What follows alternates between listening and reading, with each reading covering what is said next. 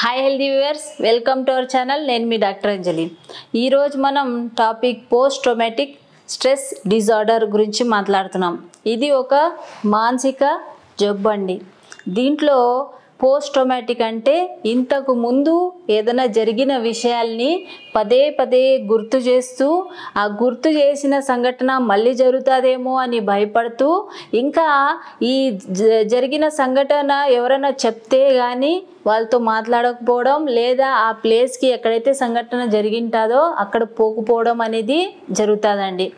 దీంట్లో పేషెంట్ ఎవరైతే ఉన్నారో ఈ బాధని అంతే పోస్ట్ ట్రామాటిక్ అంటే ట్రోమా అంటే ఏంది బాధ, స్ట్రెస్ అంటే ఏంది ఒత్తిడి, అంటే ఆ బాధ వల్ల కలిగిన ఒత్తిడితో ఈ పేషెంట్స్కి చాలా వరకు ఇబ్బంది ఫేస్ చేస్తూ ఉంటారు. మామూలుగా అయితే అందరిలాగా వీళ్ళు కలిసిమెలిసి ఉండలేరు. ఈ బాధ ఎప్పుడైతే జరిగింటాదో అప్పుడు ఇది బాధ ఎప్పుడైనా జరిగి ఉండొచ్చు, వాళ్ళకి చిన్నప్పటి నుంచి లేదా తర్వాత కూడా జరిగి ఉండొచ్చు. కాబట్టి ఈ బాధ అనేది ఏదైతే లోపల స్ట్రెస్ ఉంటుందో ఆ బాధ స్ట్రెస్ అనేది ఏదైతే ఉంటుందో అది వీళ్ళు రాత్రి అంతా గుర్తు చేస్తూ ఉండడం, దీని గురించి కలలు రావడం లేదా ఈ బాధని అలానే పెట్టుకొని ఉంటూ లైఫ్ని గడుపుతూ ఉంటారు. కానీ అందరికన్నా చాలా డిఫరెంట్గా ఉంటారు వీళ్ళు. ఏదంటే అందరితో కలిసిమెలిసి పోవడానికి భయపడుతుంటారు. ఇప్పుడు పెళ్ళి చేసినారనుకోండి, వీళ్ళకి పెళ్ళి చేస్తే కూడా వీళ్ళు ఆ పెళ్ళి అనేది కరెక్ట్గా ఎట్లా పెళ్ళి అయిన తర్వాత ఎలా ఇద్దరు కలిసిమెలిసి ఉండడము, లైఫ్ ఎంజాయ్ చేయడము అనేది ఉంటుంది కదా. ఈ లైఫ్ ఎంజాయ్ చేయడం అనేది ఉండదు. మామూలుగానే ఉండడము, ఏది కూడా రెస్పాన్స్ ఇవ్వకపోవడము, అంటే రిలేషన్ అనేది కరెక్ట్గా వీళ్ళు సెట్ కాకపోవడం అనేది ఉంటుంది. ఇంకా ఒకవేళ ఫ్రెండ్షిప్ చేసినారనుకోండి, ఆ ఫ్రెండ్తో పాటు కలిసిమెలిసి ఉండడము, ఎంజాయ్ చేయడం కానీ సాధకు బాధకు చెప్పుకోవడం కానీ అలా కాకుండా మధ్య మధ్యలోనే ఇండిఫరెంట్గా అయిపోతూ ఉంటారు. కాబట్టి వీళ్ళకి చాలా ఇబ్బంది ఫీల్ అవుతుంటారు. వీళ్ళు ఎప్పుడు కూడా అలోన్గా అంటే ఒంటరిగా ఉండడానికే ఇష్టపడుతుంటారు. ఇంకా వీళ్ళకి కోపం అనేది ఎక్కువగా వస్తుంటుంది. ఇంకా రాత్రిపూట నిద్ర అనేది పట్టదు. ఇంకా వీళ్ళకి దేంట్లో కూడా కాన్సన్ట్రేషన్గా పని చేసుకోకపోవడం అని, మాట్లాడేటప్పుడు కూడా కాన్సన్ట్రేషన్గా వినకపోవడం కానీ, ఏదైనా వర్క్ కూడా కాన్సన్ట్రేషన్తో ఉండదు. కాబట్టి వీళ్ళకి ఎక్కువగా ఫ్రెండ్స్ అనేది ఉండదు. ఒకవేళ పెళ్ళి అయినా కూడా విడాకులు అయ్యే అవకాశం ఉంటుంది. వీళ్ళకి ఎక్కువగా మందు తాగేది అలవాటు ఉంటుంది ఒకవేళ జెంట్స్ అయితే. ఇంకా ఎక్కువగా ఏదైనా డ్రగ్స్ యూజ్ చేయడం అనేది ఉంటుంది. కాబట్టి వీళ్ళకి అసలు నిద్ర అనేదే పట్టదు.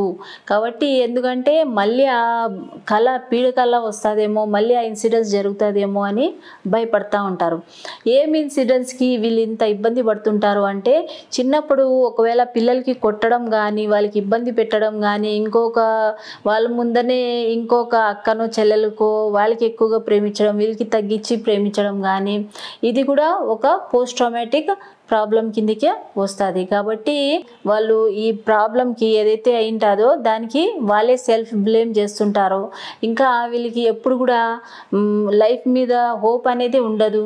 ఎప్పుడు కూడా సెల్ఫ్ హార్మ్ అంటే ఏదో ఒకటి చేసుకొని ఇంకా చచ్చిపోదామనే ఫీలింగ్తో ఉంటారు. కాబట్టి ఈ పోస్ట్ ట్రామాటిక్ అనే దానికి మామూలుగా అయితే అలోపతిలో కౌన్సిలింగ్ కానీ లేదా నిద్ర మాత్రలు కానీ, యాంటీ డిప్రెషన్ మాత్రలు కానీ ఇస్తూ ఉంటారు. దీనివల్ల ఇంకా ఎక్కువ అగ్రివేషన్ వస్తుంటుంది. కాబట్టి మీరు హోమియోపతి మెడిసిన్స్ వాడినారనుకోండి, ఈ ప్రాబ్లంకి మీకు చాలా వరకు ఈ ప్రాబ్లం సాల్వ్ అయిపోతుంది మీకు. కాబట్టి ఇట్లాంటివి ఏమైనా ప్రాబ్లమ్స్ ఉన్నాయా, ఇప్పుడు ఏం సంఘటనలో ఈ ప్రాబ్లమ్స్ అంటే పోస్ట్ ట్రామాటిక్ స్ట్రెస్ డిజార్డర్స్ వస్తాయని చెప్తే, ఇదే సెక్షువల్ అసాల్ట్ కానీ, ఇంకా ఒక్కొక్కసారి అర్త్క్వేక్స్ వచ్చినా కానీ, సునామీలు వచ్చినప్పుడు అది సడన్గా చూసి ఆ మైండ్లో అట్లనే ఉండిపోతుంటుంది. ఇంకా ఒక్కొక్కరికి లేడీస్కి మిస్క్యారేజ్ అయితే, లేడీస్కి ఎక్కువగా అబార్షన్స్ అవుతున్నాయి అనుకోండి, పిల్లలు కావడానికి కష్టంగా ఉందనుకోండి, మళ్ళీ నెక్స్ట్ ప్రెగ్నెన్సీ ఇలానే అవుతుందేమో అని చెప్పి కంటిన్యూస్గా అదే కలలు కనడం కానీ, మళ్ళీ దానికి భయపడతా ఉండడం కానీ, ఒకవేళ అందరు మాట్లాడుతూ ఉంటే ఎవరి దగ్గర పోకుండా ఓన్గానే సొంతంగా ఆలోచిస్తూ కూర్చోవడం, ఎందుకు ఇట్లా జరిగింది, నా వల్లే జరిగింది కదా, నేను బతికి వేస్ట్ అని చెప్పి ఆలోచించడం కానీ, ఒకవేళ సొంత వాళ్ళు చాలా ఇష్టపడుతున్నారనుకోండి, వాళ్ళు సడన్గా చనిపోయినారనుకోండి, ఇంకా వీళ్ళే సెల్ఫ్గా ఇది అవుతుంటారు, నా వల్లే ఏమైనా అయిందేమో అని చెప్పి మళ్ళీ మళ్ళీ అట్లనే జరుగుతుందేమో, మళ్ళీ ఎవరికైనా బాగా ప్రేమతో చూసుకుంటే మళ్ళీ వాళ్ళు కూడా చనిపోతారేమో అనేది ఆ ఫీలింగ్ అనేది ఉంటుంది. కాబట్టి ఒక్కొక్కరు చెప్పొచ్చు, లేకపోతే వాళ్ళ బాధలు అలానే ఉండిపోతాయి. దానివల్ల వచ్చే ప్రభావాలు ఏంటంటే ఇంకా వేరే సిమ్టమ్స్ వస్తుంటాయి. వాళ్ళకి కోపం ఎక్కువ రావడం, ఇంకా ఎవరితో కలవకపోవడం, ఇంకా దేనికి కూడా రెస్పాన్స్ ఇవ్వకపోవడం అనేది ఉంటుంది. కాబట్టి కంపల్సరీ ఇది వాళ్ళు చెప్పినారనుకోండి, ఇది నాకు ప్రాబ్లం దీనివల్ల వస్తుంది కాబట్టి దీనికి ట్రీట్మెంట్ తీసుకుంటే వీళ్ళకి చాలా బాగా రిజల్ట్స్ ఉంటాయి. కాబట్టి ఈ ప్రాబ్లం అనేది చాలా వరకు చిన్నపిల్లలకి కూడా సఫర్ అవుతుంటారు, ఇంకా పెద్దవాళ్ళు కూడా సఫర్ అవుతుంటారు. ఇప్పుడు ఏదైనా జాబ్లో ఏదైనా సమస్య జరిగిందనుకోండి, ఆ సమస్యకి అలానే గుర్తు చేస్తూ ఉండడం, ఇంకా ఆ జాబ్లో ఇంతకుముందు బాగా ఇష్టపడింటారు, బాగా హ్యాపీగా చేసుకుని ఉంటారు.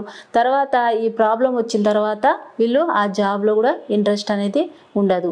ఈ ప్రాబ్లంకి సరే ఈ ప్రాబ్లం వచ్చింది కదా, దీనివల్ల ఏమైనా తర్వాత ఫర్దర్ ఏమైనా కాంప్లికేషన్స్ వస్తాయా అంటే, దీనివల్ల ఏమవుతుందంటే పోస్ట్ ట్రామాటిక్ స్ట్రెస్ డిజార్డర్ వల్ల ఏమవుతుందంటే, అలానే మీరు కంటిన్యూ చేస్తూ ఉంటే ట్రీట్మెంట్ తీసుకోకుండా ఎక్కువగా వీళ్ళు డిప్రెషన్కి లోన్ కావడం, యాంగ్జైటీ ప్రాబ్లం రావడం, ఇంకా హెల్త్ ఇష్యూస్ రావడం అనేది ఉంటుంది. ఇంకా ఫిజికల్గా హెల్త్ ఇష్యూస్ రావడం, మానసికంగా ఫిజికల్గా రావడం అనేది ఉంటుంది. కాబట్టి ఈ ప్రాబ్లంని ఎక్కడ ప్రాబ్లం ఉందో అప్పుడే సాల్వ్ చేసుకుంటే బాగుంటుంది. మామూలుగా అయితే చిన్నపిల్లలు చెప్పడానికి కూడా భయపడుతుంటారు. వాళ్ళకి ఎక్కువగా స్కూల్లో కూడా ఏదైనా ఇబ్బంది జరిగిందనుకో అండి, అందరి ముందర అవమానం చేయడం కానీ, అందరి ముందర కొట్టడం కానీ, ఇట్లా చేస్తే కూడా వాళ్ళు చాలా వరకు ఫీల్ అయిపోవడం, అదే స్ట్రెస్ అలానే పెట్టుకుంటూ ఉండడం. ఒకరు చెప్పినారు, మామూలుగా అయితే అందరికీ బాగా మా అమ్మ ఫుడ్ పెట్టేది, కానీ నాకు మాత్రం సరిగా పెట్టేది కాదు, ఎప్పుడు కూడా నాకు ఇబ్బంది పెట్టేది, ఎప్పుడు కూడా మాటలతో హింసించేది, కాబట్టి నేను మా అమ్మ నాన్నకి చూసుకోను అనేది చెప్తా ఉంటారు. అంటే వాళ్ళకి ఆ స్ట్రెస్ అనేది అలానే ఉండిపోయింది కాబట్టి ఆ నెగిటివ్ ఫీలింగ్ అనేది వాళ్ళ మీద వచ్చేస్తాయి. కాబట్టి వీళ్ళు ట్రీట్మెంట్ తీసుకున్నారనుకోండి, లేదా వాళ్ళు అర్థం చేసుకున్నారనుకోండి, ఎందుకు అట్లా చేసినారు, ఎందుకు అట్లా చెప్పినారు అనేది ఆ ప్రాబ్లంని వీళ్ళు సాల్వ్ చేసుకోవచ్చు. కాబట్టి ఈ సైకలాజికల్ కండిషన్స్ ఏదైతే ఉంటాయో అలానే ఉండిపోతే అప్పుడు ఫిజికల్ సిమ్టమ్స్ అనేది చూపిస్తుంటుంది బాడీ అనేది. అలానే ఉండిపోయి సరిగా ఫుడ్ తీసుకోకపోవడం, సరిగా వాటర్ తీసుకోకపోవడం, ఆహారం బ్యాలెన్స్ డైట్ తీసుకోకపోవడం, నిద్ర లేకపోవడం వల్ల వీళ్ళకి ఎక్కువగా డయాబెటీస్ రావడం, ఇంకా హైపర్ టెన్షన్, బీపీ రావడం అనేది, లేదా అలానే సప్రెస్ ఇమోషన్స్ వల్ల క్యాన్సర్ వచ్చి కూడా అవకాశం ఉంటుంది. కాబట్టి ఈ ప్రాబ్లమ్ని ముందే సాల్వ్ చేసుకోవడం మంచిది. లేడీస్ ఎస్పెషల్లీ చాలా ఇబ్బంది పడుతుంటారు. ఏదైనా ప్రాబ్లంకి ఎక్కడ సొల్యూషన్ చెప్పుకోవాలో అనేది అర్థం కాదు వాళ్ళకి. కాబట్టి మీరు నా క్లినిక్కి వచ్చి ఫ్రీగానే నేను కన్సల్టేషన్ ఇస్తాను, వచ్చి ఇక్కడ అన్నీ చెప్పి మీరు ఒకవేళ మీకు ఓకే అంటే హోమియోపతి మెడిసిన్స్ వచ్చి తీసుకొని పోండి. మీ మానసిక సమస్యలకి ఒకవేళ మీరు ట్రీట్మెంట్ కరెక్ట్గా తీసుకున్నారనుకోండి, మీకు ఫిజికల్ సిమ్టమ్స్ అనేది చాలా బాగా క్లియర్ అయిపోతాయి. మీకు పెయిన్స్ ఉన్నాయి, నొప్పులు ఉన్నాయి అనుకోండి, ఏమి ఇబ్బంది లేదు, అన్నీ టెస్ట్ చేసిన తర్వాత అన్నీ నార్మల్గానే వచ్చినాయి, కానీ పెయిన్స్ వస్తూనే ఉన్నాయి మీకు అంటే అది మానసిక స్ట్రెస్ వల్లే మీకు ఇబ్బంది అవుతుంది, నిద్ర లేకపోవడం వల్ల ఇబ్బంది అవుతుంది. కాబట్టి మీరు దీని అన్నిటికీ కూడా మెడిసిన్స్ తీసుకోవచ్చు. చాలామందికి ఒక్కొక్కరికి నిద్ర అనేది రాదు, ఎక్కువగా రాత్రంతా ఆలోచన వస్తూ ఉంటాయి, ఇంకా అటు ఇటు తిరగడం కానీ, ఆలోచనతో ఒకటి బై ఒకటి ట్రైన్ మాదిరి వస్తూనే ఉంటుంది. కాబట్టి ఆ ఆలోచన రాకుండా మెడిసిన్ మామూలుగా అయితే కాఫియా క్రూడా అనేది ఈ మెడిసిన్స్ అనేది 200 పొటెన్సీలో తీసుకున్నారనుకోండి, వీళ్ళకి బాగా నిద్ర అనేది వస్తుంది, టెన్షన్ అనేది ఉండదు. ఒక్కొక్కరికి ఈ ప్రాబ్లంతో ఎంజైటీ ఎక్కువగా ఉంటుంది కాబట్టి ఒక్కొక్కరికి అకోనైట్ అనేది పోస్ట్ ట్రామాటిక్ వల్ల యాంగ్జైటీ ఎక్కువ అయితే అకోనైట్ అనేది మెడిసిన్ తీసుకోవచ్చు, వీళ్ళకి మంచి రిజల్ట్ ఉంటుంది. ఇంకా ఒక్కొక్కరికి నిద్ర అనేది బాగా వస్తుంటుంది కానీ ఫుల్ నిద్రమబ్బుగా ఉంటారు కానీ నిద్రపోలేరు, ఎప్పుడు ఆలోచన వస్తుంటుంది, భయం వేస్తుంటుంది. ఇట్లాంటి వాళ్ళకి మామూలుగా అయితే ఓపియం 200 అనేది తీసుకుంటే వీళ్ళకి బాగా నిద్ర వస్తుంది. కాబట్టి ఎలా వీళ్ళకి కండిషన్స్ ఉన్నాయో, ఏమేమి ప్రాబ్లమ్స్ ఉన్నాయో అనేది కరెక్ట్గా చెప్తే దాని ప్రకారంగా మెడిసిన్ ఇవ్వచ్చు వీళ్ళకి.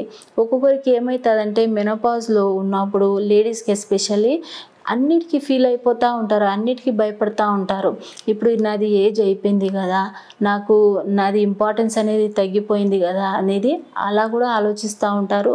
దానివల్ల కూడా స్ట్రెస్ పడుతుంటారు. కాబట్టి వీళ్ళు కూడా హోమియోపతి మెడిసిన్ తీసుకుంటే వీళ్ళు మానసిక పరిస్థితిని సరి చేసుకుంటే వీళ్ళకి మళ్ళీ వచ్చే ఏది కూడా జబ్బు రాకపోవచ్చు. కాబట్టి ఈ మానసిక ప్రాబ్లంకి ఇలా మీరు హోమియోపతి మెడిసిన్ యూజ్ చేయండి, ఈ ప్రాబ్లమ్ని సాల్వ్ చేసుకోండి. ఈ వీడియో కానీ నచ్చితే లైక్ చేయండి, షేర్ చేయండి, సబ్స్క్రైబ్ చేయండి.